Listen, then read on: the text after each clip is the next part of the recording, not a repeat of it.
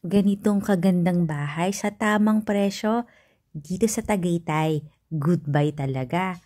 Nasa loob pa siya ng isang safe, gated subdivision. Tapos ang lapit lang sa Twin Lakes.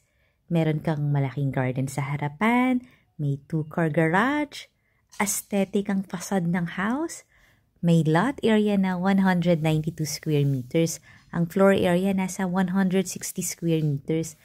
At double height ceiling sa living area. Parang grande yung bahay mo. 3-level house to. May 3 bedrooms. Kaya kung gusto mo ang malamig na weather all year round, dito ka na sa may Tagaytay area. Ito yung dining area malapit sa iyong kitchen. Meron pang storage room under the stairs.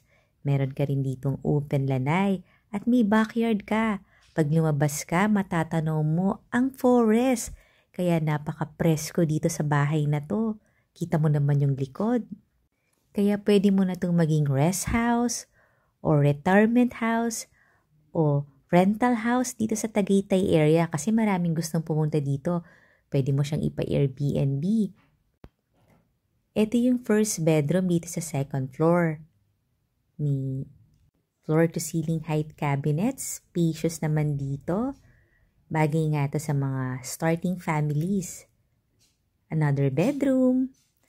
Ang ganda ng window niya. Kitang-kita mo ang mga halaman, mga puno dun sa labas ng bahay mo. Kaya kung gusto mo talaga yung presko, bagay ka tumira dito sa may Tagaytay area.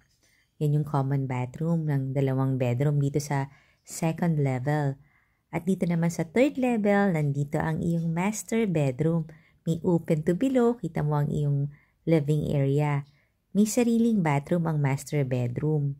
Meron din tong full house tour sa YouTube channel ng Home Search Philippines. Panoorin mo para mas ma-explore mo ang magiging future house mo dito sa may Tagaytay area.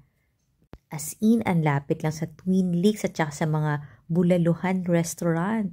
Call me for viewing. Follow for more.